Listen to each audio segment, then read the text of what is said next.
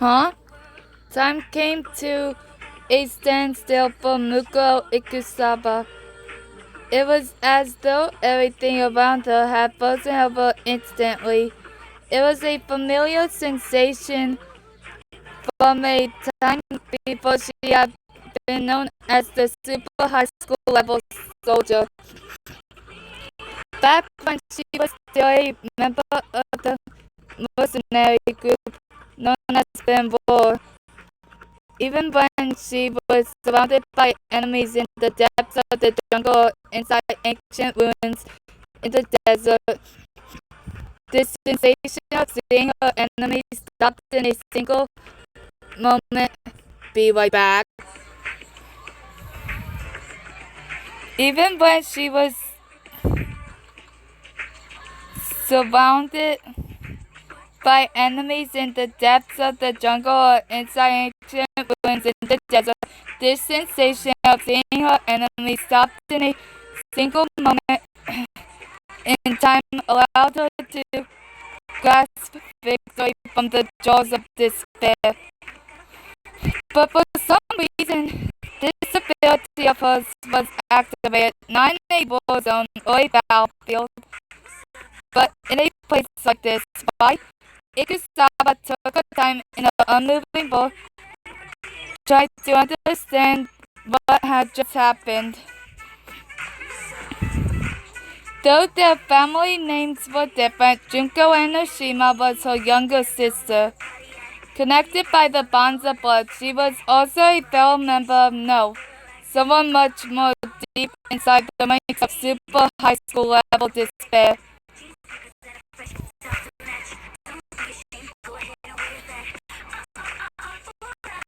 Ikusaba was participating in a plan to bring about the ultimate despair pretending to be her sister, the one who was masterminding the plot. Their classmates had lost the past 2 years worth of their memories, and she would join them in playing this game of mutual murder. The plan was for Ikusaba to pretend to rebel against Manabe, who was controlled by Junko, during the early stages of the game. As punishment, she would be imprisoned in an underground chamber from which she could not communicate with the others. Then she would leave the chamber and begin wreaking all kinds of havoc in order to rob their classmates of hope. This was her role. When Aiki collapsed with a headache, Junko ordered her to see if his sudden breakdown hadn't resulted in his memories returning unnecessarily. Thanks to the fact that he happened to awaken while she was on duty, Ikusaba got the chance to pretend to make small talk with him while trying to see if anything had gone awry with their plans. But Naegi did not seem to have remembered anything. Until this point, she foresaw no problems. Nothing could possibly go wrong. She stomped on Monobear perfectly, reciting the lines Junko wrote out for earlier. Afterwards, she would be isolated from the other students. This was her role. She had played it to perfection. Nothing could go wrong. Nothing could go wrong. She repeated it like a mantra in her head over and over again. And in the frozen moment before her eyes was the sight of countless spears piercing the place she had been only a moment earlier instead of the pitfall they had planned on. And Makoto Naegi's body, his side impaled on one of the spears. Why? Naegi-kun, those spears gone here. If I hadn't stepped back, I would have died. Did Junko make a mistake? No, she couldn't have. Was she going to kill me, her own sister? Did Naegi-kun save me? Why? He called my name. Has he remembered everything? Did I not notice? Did I make a mistake? Is that why? Is Junko angry at me? Is this a punishment? Was it my own fault? Junko tried to kill me. Me. Time slowly returned to its normal flow. Muko Ikusaba slowly turned towards Naegi. She could feel the blood draining from her face. The gymnasium was soon filled with the screams of the other students. The first cry probably belonged to Sayaka Mizuno, but that didn't matter to Ikusaba.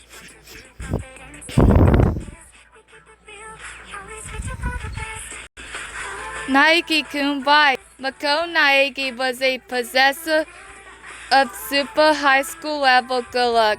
He was a classmate of ours for the past 2 years, and one of the sacrifices offered up to the altar of despair. He was also the boy who had provided her with an answer of sorts during their conversation in the infirmary. He was played pawn in the master plan laid out by her sister, but somewhere down the line, Muko Ikusaba had begun to carry doubts deep down in her heart. What did I want from Naegi-kun? As her heart began to shift restlessly, her mind began racing. If I ever decide to kill someone, I'll make sure it isn't you. Was I just pretending to be Junko? Or was that the real me talking? When was it that the seeds of doubt were sown in her heart? Was it the very moment when Naegi rescued her? Or when they spoke in the infirmary? Or was it from the moment they met for the first time after Naegi had lost his memories in preparation for the game? Or was it even before that? Ikusaba stood in shock, her mind reeling, but Naegi slowly opened his eyes, the spear still lodged in his side. Oh, Ikusaba-san. Naegi-kun, the tone of the super high school level fashion girl had disappeared from Ikusaba's voice. Naegi lay on the gymnasium floor and looked up at her. Why are you dressed up like Enoshima-san? He was smiling. Perhaps he was no longer able to feel pain, or perhaps something else was at work, but either way, Makoto Naegi had put the matter of his own survival from his mind for that moment in order to show Ikusaba that smile. I'm glad you're not hurt, Ikusaba-san. Naegi's tone was feeble, sounding as though he would expire at any moment. In the moment she heard his voice, something within Ikusaba broke. A powerful impulse she held deep within herself tore through the wall of despair she had built up over it. No, this wasn't supposed to happen. She was unable to hold back that impulse any longer. No.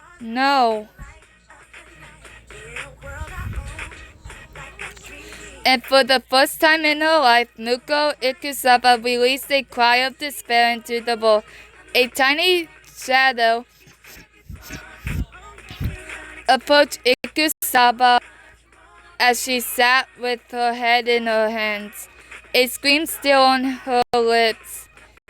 It was the little doll she had pinned to the floor not too long ago. Monobear. His claws were raised as he approached her from her blind spot. His steps no longer a cutesy pip-pat, but the silent steps of a predator stalking its prey. And once he was within a step of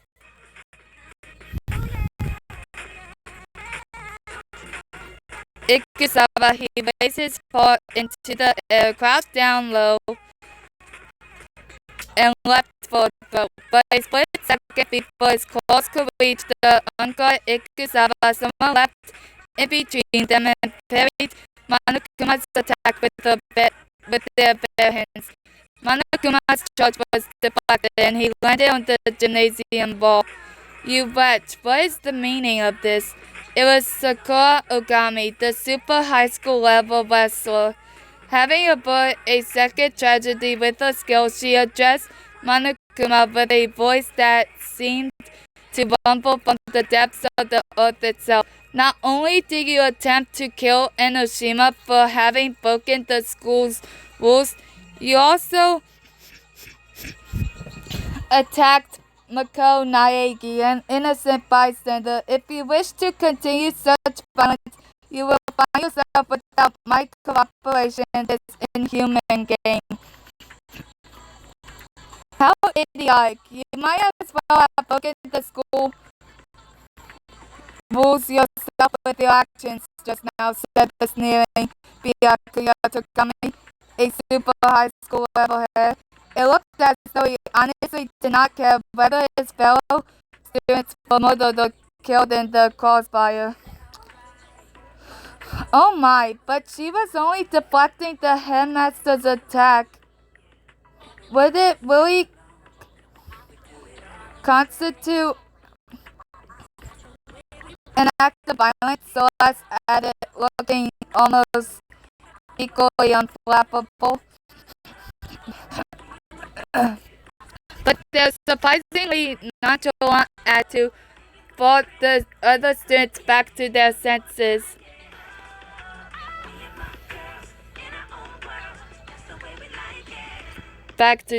Sorry.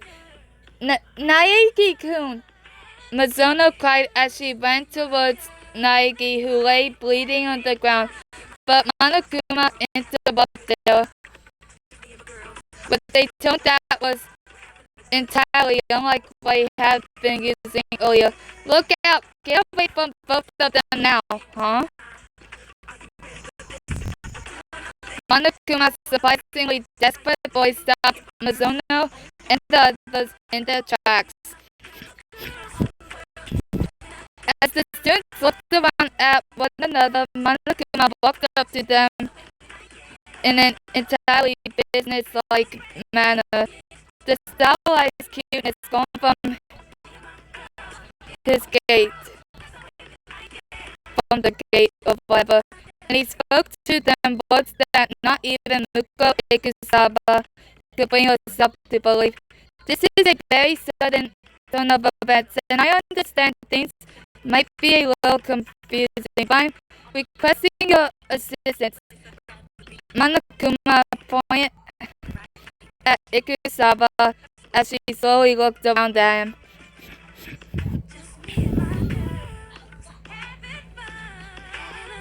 That despicable terrorist Muko Ikusaba and her accomplice Makoto Naegi are the ones responsible for locking you in this school.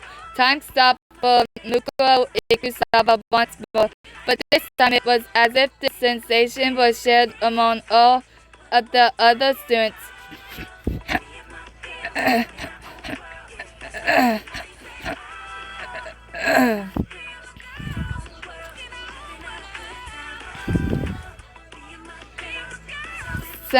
Seconds passed as they stood rooted to the spot before the super high school level swimmer Ariasa Hina spoke up. What? No, that can't be true. It can't be. Naiki's not a terrorist, is he? And who in the world is Ikusaba? That's Enoshima. Monokuma slowly gave them his explanation. The real Junko Enoshima must be in prison somewhere in that school. In the worst case scenario, she might already be dead, but that terrorist Muko Ikusaba snuck in with you by researching the easiest among you to impersonate and masquerading as her. Probably so she could make sure this game of murder will run smoothly. Monokuma then gave his limbs a strangely robotic jerk as he introduced himself. The name's Bishiki Madorai, I'm a super high school level hacker and you're upperclassman. I've just hacked into the school system from the outside to steal control over Monokuma. What do you mean you stole control? From who? From the leader of the terrorists who's controlling this robot from the outside. What are you saying, Junko?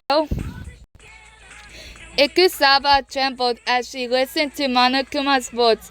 For a moment she held on to the hope that perhaps it was not her own sister that had tried to kill her.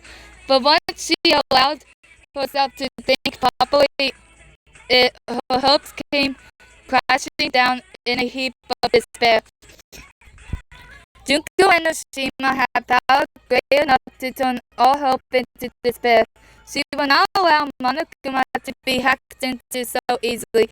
In other words, the only possibility left was that Junko was playing the part of Bishiki Madorai in order to blame her and Naegi. It was as though Junko was using Ikusawa's survival as a turning point at which she could lead the students into the direction of another kind of despair.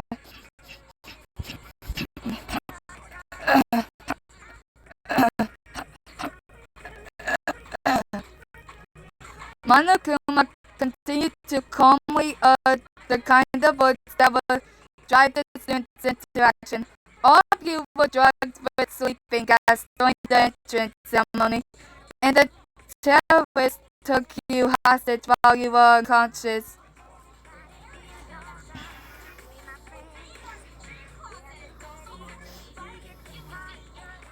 Muko, Ikusawa, and Makoto Naegi should be the only operatives inside the school, though. They probably know a way to escape. He then turned to Ikusawa, his tone dropping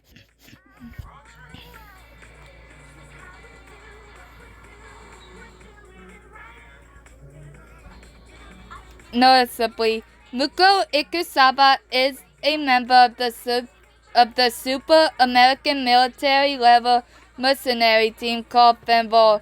She's a violent criminal who's already murdered over 10 people connected with this school.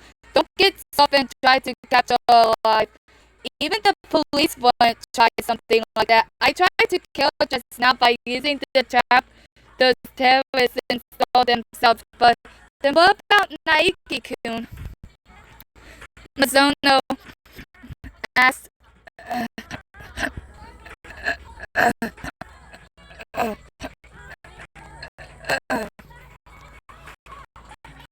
Monokuma's answer was plain and cold. I can make a guess. What super high school level girl are gonna do for you when you're up against Fanball? Maybe he's been threatened since before you guys came to this school. And I really don't want to say this, but judging from what he's done just now, maybe he's falling for Muko Ikusawa. Mizuno blanched as her mouth closed shut. No! Naiki-kun isn't a terrorist, Ikusawa cried, raising her head.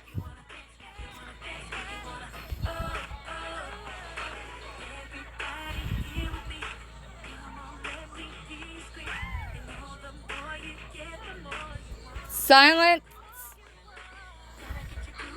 came over the gymnasium, and as though in an attempt to speak for the rest of the students, Ishimaru spoke up, covered in cold sweat.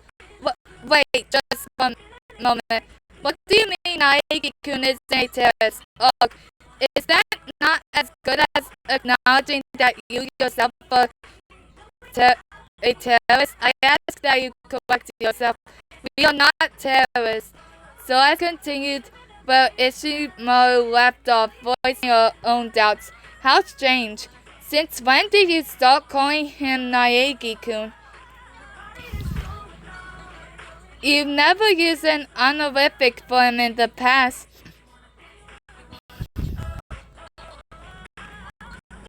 Ikusawa went silent. The other students were no longer looking at Junko and Oshima, but a suspicious stranger. Takami pushed up his glasses and coldly laid out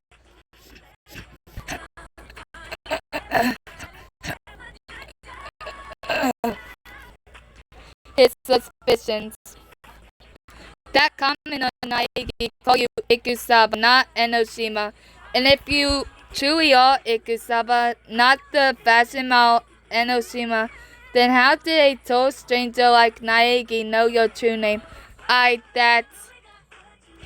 also know about Fanvar, and I'm certain that you have a tattoo signifying your membership somewhere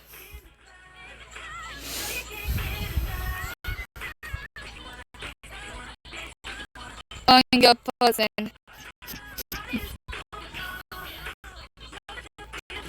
Tokami Sports actually compared Ikusaba to regain her calm. It was a defense mechanism of sorts for facing down hostility. Her tattoo was located on the back of her right hand. But she wondered how she would deny that fact without drawing attention to that spot. But even the struggle was for naught. If the police records are correct, her tattoo should be on the back of her right hand, Monokuma said, rattling off her personal data. Yes, Enoshima-kun, please show us the back of your right hand and prove your innocence once and for all, Ishimoto cried. Monokuma added in unnecessary comments of his own. Look real closely now. She might be trying to hide it with foundation. Junko was the one who suggested concealing the tattoo with foundation. Therefore, Monokuma's information was completely accurate, and Ikusaba could do nothing but remain silent. It was not because she was trying to keep her identity a secret for as long as possible. It was because she realized that her sister was serious about trying to frame her.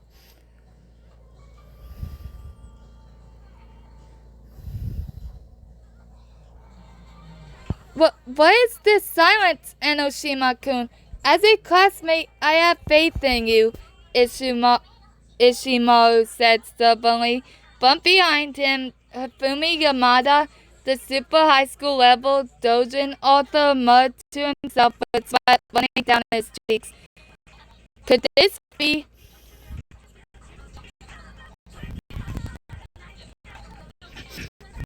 what they call a checkmate? Checkmate, sorry. What the flip, man? Spit it out alright, Mando Wada. The super high school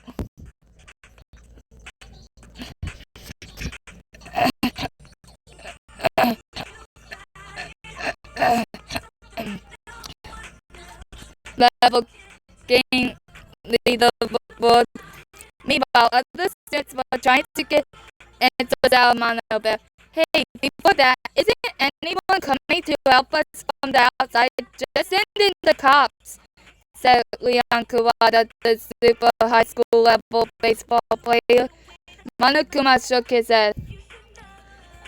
The police are tied up. You guys are being held hostage. And there's a good chance this entire school is rigged with explosives or poison gas. That's why I took over Monokuma here for I can't pronounce that. Purposes. Then what about the people on our DVDs? What about the people outside? Mizuno cut in, remembering what she had seen yesterday. But Monokuma would not give a clear answer. I don't know what DVDs you're talking about, but it's true that terrorists are running amok outside. We're talking something on the national level. The entire police force is trying to fight. No! Mizuno fell to her knees, trembling. Mizuno-san. Beside Mizuno was a fretful Chihiro Fujisaki, and behind them were two girls standing in silence. Avoiding her eyes from the bleeding Naegi was Toko Fukawa, the super high school level literary girl. The other was the stoic Kyoko Kirigiri, who refused to reveal her identity. Unlike Fukawa, her eyes were trained on the scene unfolding before them. It was as though she was observing everything, from Naegi's breathing to every tiny change in Ikusawa's expression. Fukawa, who had been trembling alone all the time, approached Ogami. Anyway, we can't just say that girl over there's the culprit, right? Hurry up and smash her or something. That has not yet been confirmed. My fists do not exist for carrying out executions based on groundless accusations. Ogami made to approach Naegi to examine his wound, but Monokuma stood between them with a cry of "Stay away!" In other words, Ikusawa was the nearest person to Naegi. But having slain countless people on the battlefield, she knew from experience that Naegi would die if he didn't receive first aid. His injuries were not immediately lethal, but the blood loss would send him into shock very soon, and he would lose his life. First, we have to help Naegi-kun. Overruled. First, I demand you surrender and show us your right hand, Togami claimed, despite Ikusawa's best attempt to speak. Wait a second, Naegi's in trouble. There's no time for negotiations. As Hina said, pointing for Naegi, she was still having trouble catching on to the situation, not knowing whether she should suspect Naegi or not. Togami made to snap back out, but Ikusawa's next course of action stopped him dead in his tracks. She took a deep breath, then she took off the blonde wig she was wearing and tossed it aside. Underneath was a head of short, sleek black hair. Ikusawa wiped all expression clear from her face and spoke clearly, so that everyone in the gymnasium could hear. I'm not Junko Enoshima. My name is Muko Ikusawa. Her sudden confusion left the students in a state of shock. The act of throwing aside her wig and abandoning all expression had cleared the existence of Junko Enoshima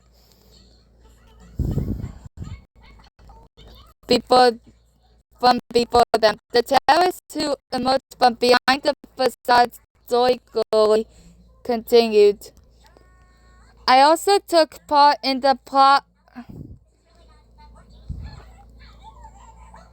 to lock you all inside the school. Could this be time for a confession on the cliff by the sea? Hold on, Enoshima, Ikusawa-kun. This is in clear violation of school regulations. Students are forbidden to wear wigs on school premises.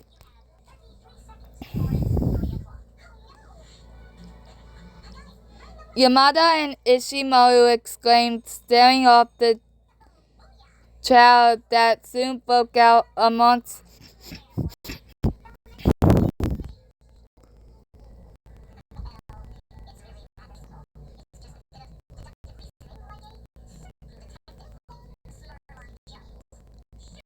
the students.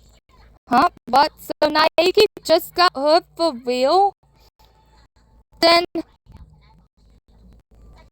all this stuff about terrorists is real, and these past few days weren't just some cool event. Hagakure wondered, finally realizing the gravity of the situation. Leon interjected with a sharp, while Togami remained cool and collected, addressing Ikusawa. What are you after? If you wanted money, you would have approached me to negotiate from the beginning. Of course, I'd rather have thrown out the lives of every other hostage than cede to your demands. Our purpose is to bring despair to the world, Ikusawa uttered. Togami snorted. Monokuma said the same thing. So your act of terrorism is based on an ideology. Doing anything to me would certainly effective enough to bring it to despair. I'll give you that much. Asahina found as she listened to Togami's claim. How selfish can you be? Once Ikusawa understood that Togami had finished asking his questions, she glanced at Naegi. His breath slowly got going wagged and allowed a silver of emotion to tinge her voice. But Makoto Naegi has nothing to do with this. Please don't believe what Monokuma says. I got no idea what the heck you're talking about. You just said you're the culprit, just like that Don Bear said, Owada roared. But Ikusawa closed her eyes and continued. Yes, that's true, but Naegi-kun has nothing to do with that plans. I don't think trying to pull suspicion away from him will help your case. After all, we all heard Naegi-kun say your name earlier, Zora said coldly. But she could not go on. She could not find the words to protect Naegi, even though there was nothing more certain than the fact of his innocence. Although Ikusawa was a super high school level soldier, her skills were largely limited to battle. In fact, even an average high school student could probably best her in matters of war strategy and negotiation. Perhaps someone like a super high school level negotiator could convince the others of their memory loss. But anything Ikusawa said now would probably sound like little more than a feeble excuse. She understood this full well, and yet, despite not knowing what to say, she had a clear idea of what she should do.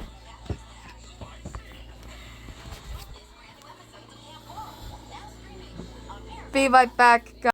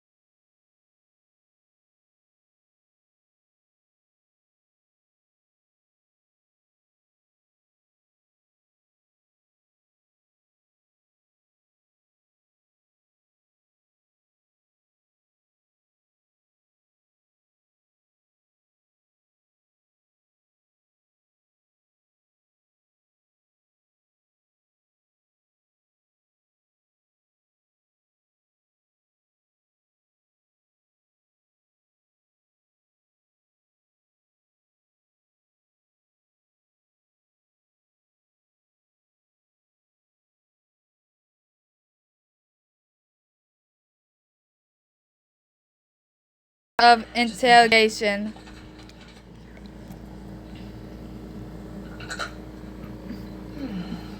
Better? We got this. We can do this.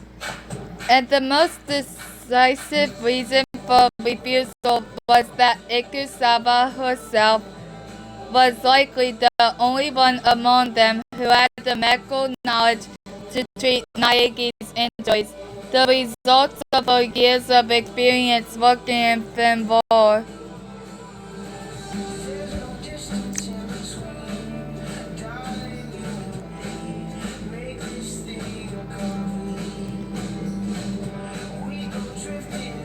Once she had gone through these facts, Ikusaba narrowed her eyes and quietly came to a resolution. She would escape with Naegi even if it meant destroying everything in her path. I apologize, but I will ask you to sleep a while, Ogami said and instantly appeared behind Ikusaba. She had made for her blind spot in the blink of an eye, so quick that to most people, it looked more like she had teleported. Her equally quick hand sped towards Ikusaba's neck. I'm sorry, Ogami,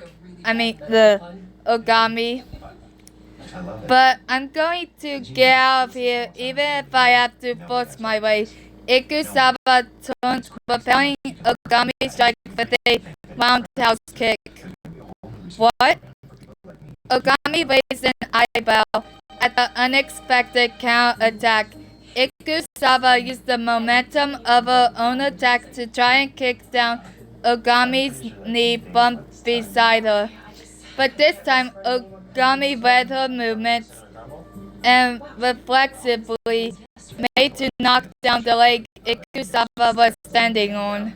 Some things you never forget. I'm sorry, Maddie, for everything.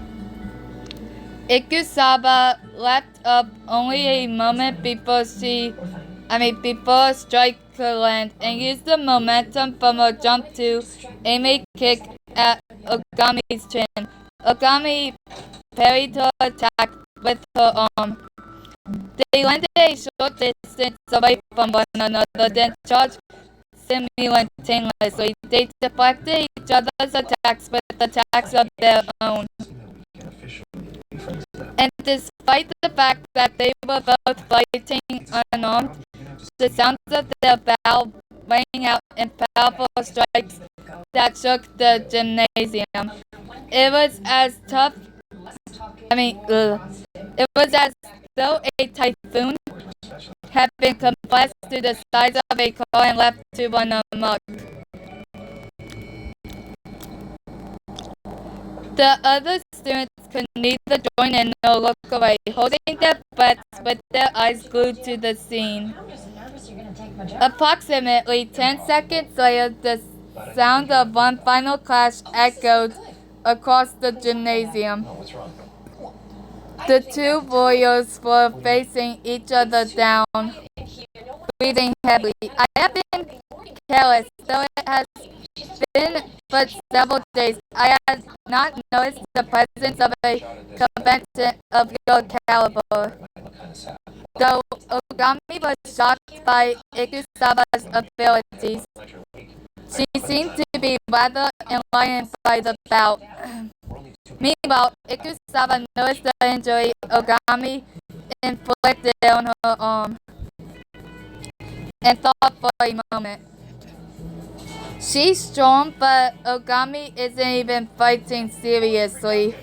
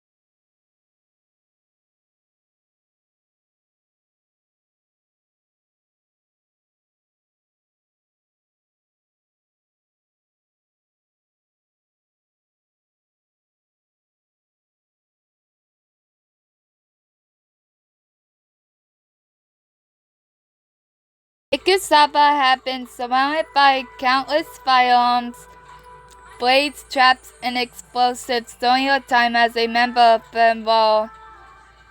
But it was the real force and joy she had sustained in her life. Ikusaba shuddered at the power of the girl known as the Super High School Level Wrestler and the strongest person in the world. I knew it. I can't beat Ogami unarmed. If she had been officially ordered to kill Ogami, Ikusaba would have elected to snipe her from a distance or poison her. At this range, perhaps she could barely fight on even ground if she was armed with an assault rifle. I don't have time for this. She glanced at Naegi and confirmed that his breathing was getting weaker and weaker. I have to hurry, but she had no allies she could count on at this point. At that very moment, Ikusaba remembered something. Although it was impossible for her to turn someone into her ally, she could still create an enemy of an enemy. Ikusaba took a short breath and charged in for a feint, pretending to attack Ogami while rushing towards another girl. Her target, Toko Fukawa, who had fled to a corner of the gymnasium in fear of the bell. No, it can't be. Ogami had been caught off guard. She rushed after Ikusaba, but she was too late. Ikusaba made it to Fukawa one step ahead. Huh? Who, me?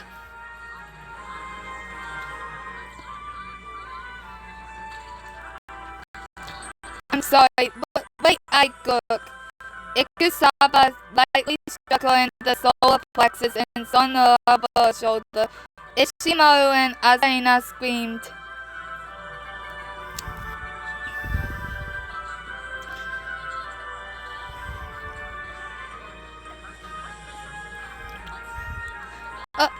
Oh no! She must be trying to use Fukawa-san as a hostage. Fukawa! But in contrast to their terrified gasps, Togami snickered coldly. What an idiot. Do you honestly think I would falter for a hostage I've only known for the past few days?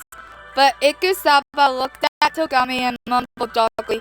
You haven't known her for the past few days. What? You've known her for closer to 2 years.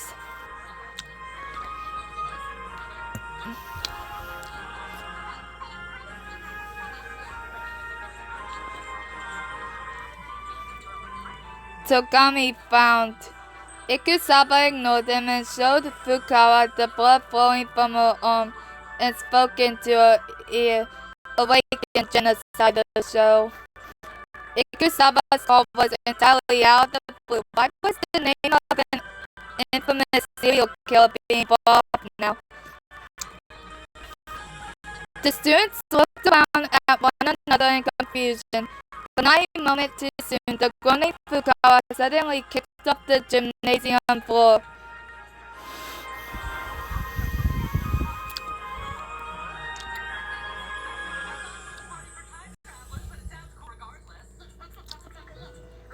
She had leapt into the air higher than was capable for a normal human.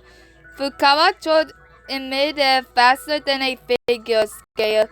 Several meters above the floor, her skirt opened up like an umbrella as she spun, revealing multiple sets of scissors. On her thighs were countless characters like kill counts carved on fire planes. At any other time, her display of acrobatics would have been a sight to marvel at. The girl that was once Toko Fukawa cried out in ecstasy. Her long-term flopping from her mouth and her red eyes twinkling. You call me, I come out, and it's time for killing. Yeah!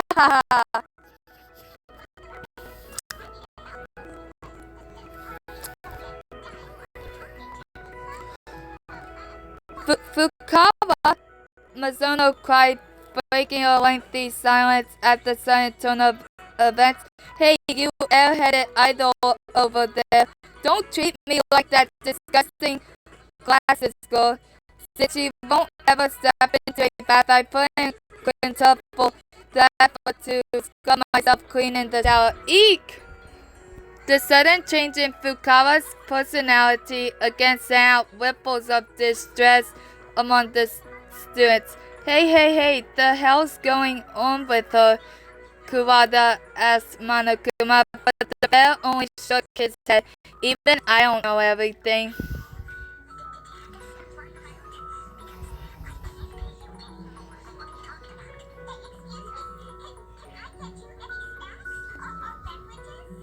The students were still reeling from all of the unexpected developments that were taking place. Fukawa, the self-proclaimed genocidal show, took out a pair of scissors and looked around gleefully, telling her, "Oh, what's this?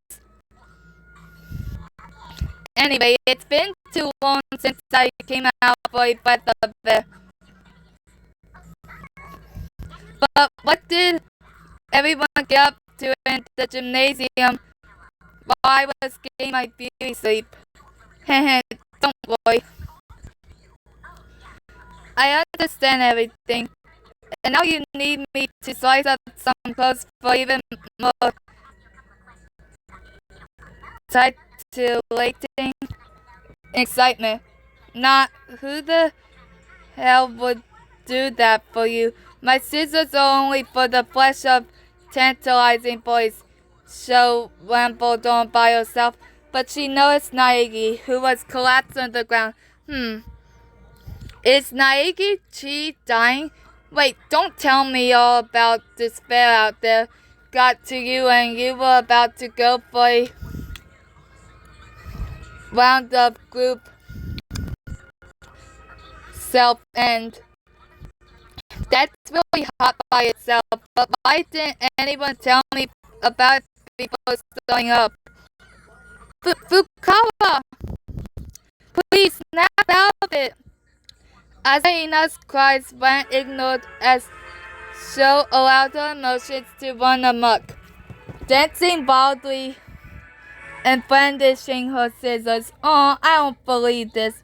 I wanted to slit Naegi-kun's side myself, and now I can't even hear him scream, even though I can see a tiny bit of his rib through that blood.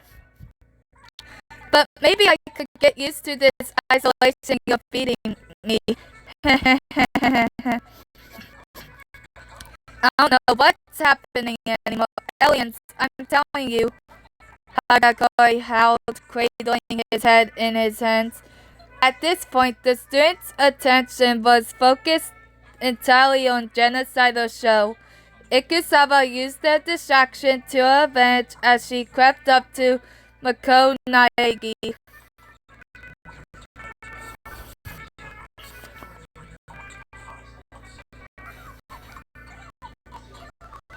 She slowly lifted him into her arms. His temperature was dropping quickly. It's not too late. It was a rough means of escape, but Ikusawa quietly ran for the doors, carrying Naegi behind her. And by the time the other students heard the sound of her opening the door, it was too late. Mukuro Ikusawa had successfully escaped the gymnasium.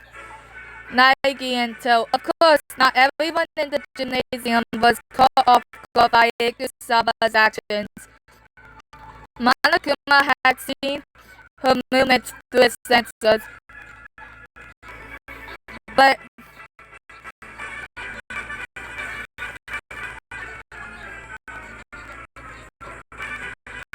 he did not alert anyone. The one other person to have noticed the escape was Kyoko Kirigiri. Like Monokuma, she also did not raise an alarm over their departure, merely seeing them off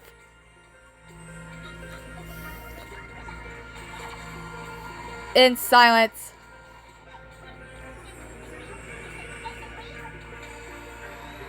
And with the tensions of many contained within, Hope's Peak Academy slowly began to approach an entirely different sort of chaos than was first intended.